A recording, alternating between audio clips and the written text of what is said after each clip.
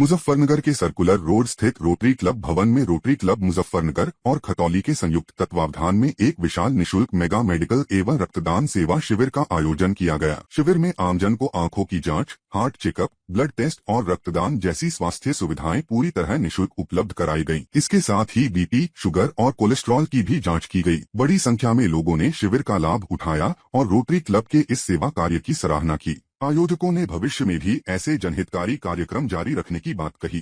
आज हम सभी मुजफ्फरनगर की रोटरी क्लब और कतौली की रोटरी क्लब मिला के इसमें जो mega medical camp, blood camp यहाँ लगाया गया है। मेडिकल कैंप में 10-12 डॉक्टर यहाँ आए हुए हैं।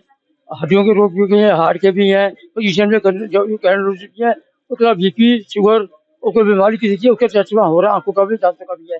इसके लिए मेडिकल बस हमने मेडिकल से मंगवा रखी है, जो रोटरी ने इन्हें दान दे रखी है। रोटरी के माध्यम से कैंप चल रहा है, उसमें आंखों का, दांतों का, फिजिशियन, उसके अलावा एक्सरे मशीन भी उसके अंदर लगी हुई है। उसके अलावा ब्लड कैंप चल रहा है, रक्तदान, महादान से बड़ा दान नहीं है। आज के हमारे मुख्य अतिथि जितने अग्रवाल जो डिस्ट्रिक्ट गवर्नर हमारे हुए हैं और सीएमओ साहब जो चीफ थे वो है, उसके अलावा अच्छी पिंटू सिंह आई हुई है। उसके अलावा सभी क्लबों के प्रेसिडेंट, सेक्रेटरी या अवेलेबल हमारे कार्यक्रम चेयरमैन सिद्धार्थ भार्गव जी, नितिन जैन जी को चेयरमैन है और जिसमें कोऑर्डिनेटर सोपती जी और सभी जी का विषय हमें मिल रहा है। ऐसे विषय के लिए, अच्छे लोगों के लिए, मरीजों के लिए हम कैंप रोटरी में लगाते रहेंगे। बड़ा अच्छा काम कर रहे हैं, अच्छी संख्या में लोगों का उपचार भी हो रहा है। दवाइयाँ भी हम आज फ्री ऑफ कॉस्ट दवाइयाँ सभी को मरीजों को दी जा रही है, चेकअप भी हो रहा है। अगर किसी को गंभीर बीमारी किसी को अगर है, उसे मेडिकल कॉलेज में उसका इलाज भी हम करवाएंगे। सारी व्यवस्था हमने सभी लोगों ने कर रखी है।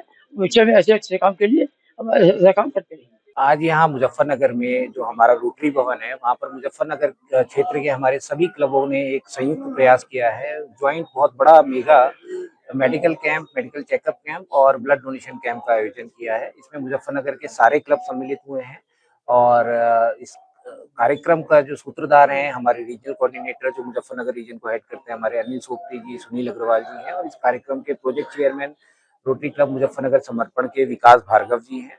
सभी क्लबों के प्रेसिडेंट्स यहाँ पर उपस्थित हैं। मैं देख रहा हूँ सुशोभ बिंदल जी हैं, प्रशांत जैन जी हैं, संजीव जिंदल जी हैं और खतौली से अली जैन जी भी मेरे साथ खड़े हुए हैं। तो सभी क्लबों ने मिलकर एक बहुत सुंदर ये प्रयास किया है। मुजफ्फरनगर मेडिकल कॉलेज को गत वर्ष हमने एक हॉस्पिटल ऑन व्हील रोटरी के द्वारा डोनेट किया गया था।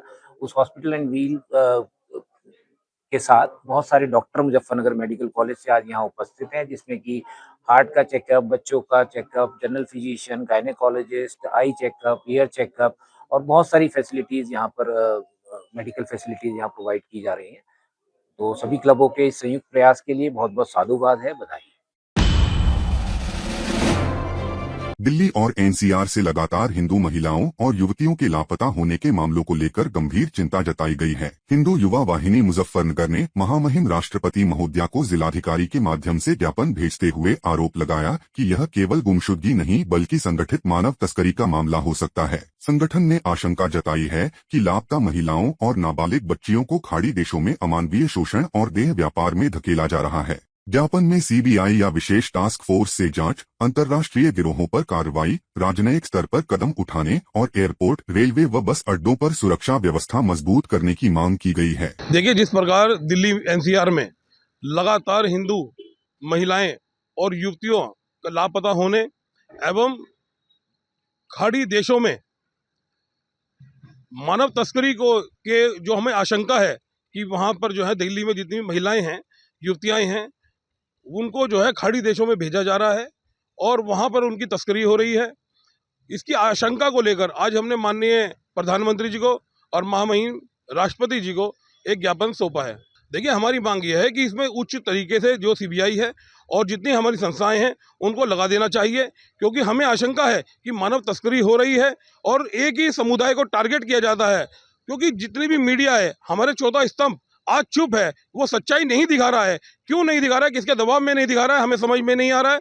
जिस तरीके से हिंदुओं को टारगेट किया जा रहा है, कोई भी मीडिया वाला ये नहीं दिखा रहा है कि टोटल महिलाएं और युवतियां और बच्चे वो हिंदू हैं, उसके बारे में किसी प्रकार की किसी भी मीडिया चैनल में बात नहीं चल रही है। हमारे गृह मंत्री जी दिल्ली के अंदर बैठे हुए हैं, हमारी पूरी फोर्स वहाँ बैठी है, माननीय प्रधानमंत्री जी वहाँ दिल्ली में रहते हैं और उसी दिल्ली एनसीआर में इस तरीके की घटना हो रही है। हर 26 मिनट में एक युवती गायब हो रही है, महिला गायब हो रही है। ये बहुत ही एक चिंता का विषय है।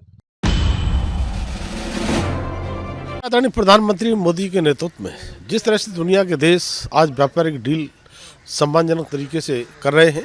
और विपक्ष हमेशा भ्रम फैलाने का काम करता है, तब मैं कह सकता हूं कि अमेरिका भारत के बीच में जो डील हुआ है उसमें किसानों को पूरी तरह से सुरक्षित रखा गया है।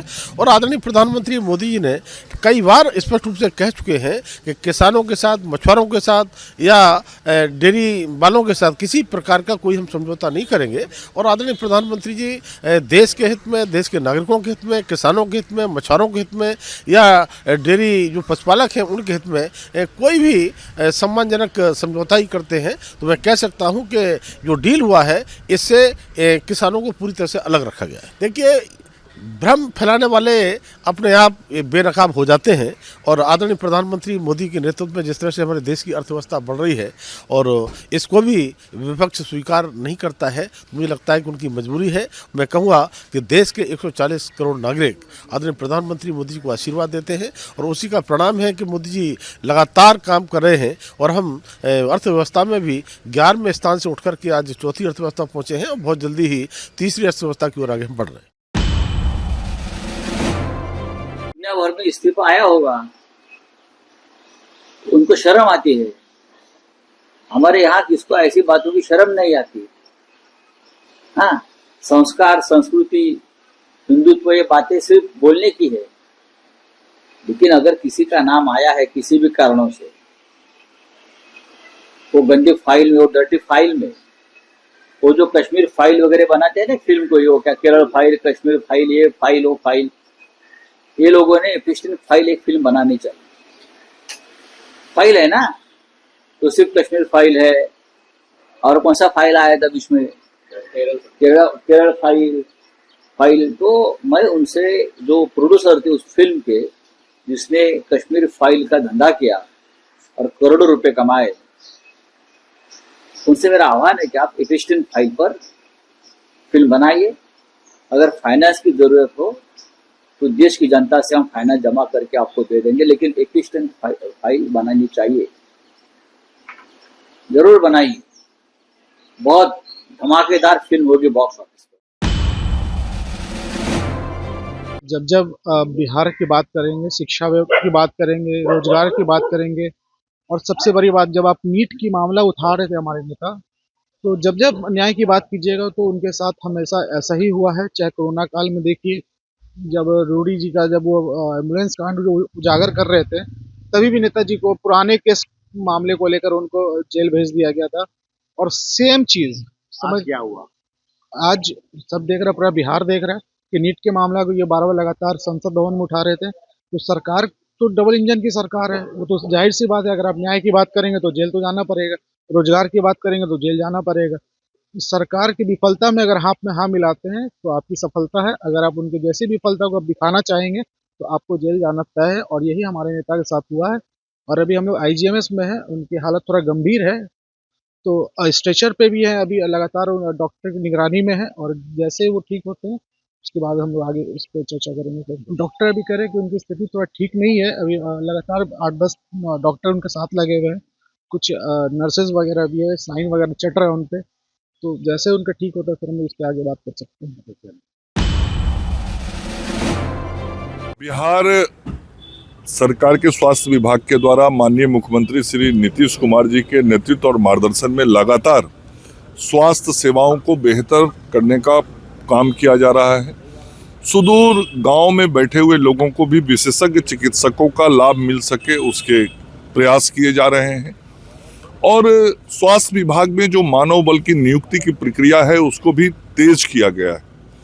और इस बार सरकार बनने के बाद 2 महीने के अंदर 2 बार माननीय मुख्यमंत्री जी के द्वारा चिकित्सकों के नियुक्ति पत्र बांटने का कार्यक्रम संपन्न हुआ है।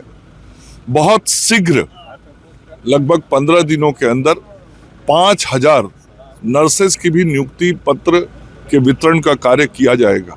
तो लगातार मानव बल स्वास्थ्य सेवा में बढ़ाया जाए, जो ह्यूमन रिसोर्सेज की आवश्यकता है, जरूरत है, रिक्त पद है, उनको बढ़े जाए।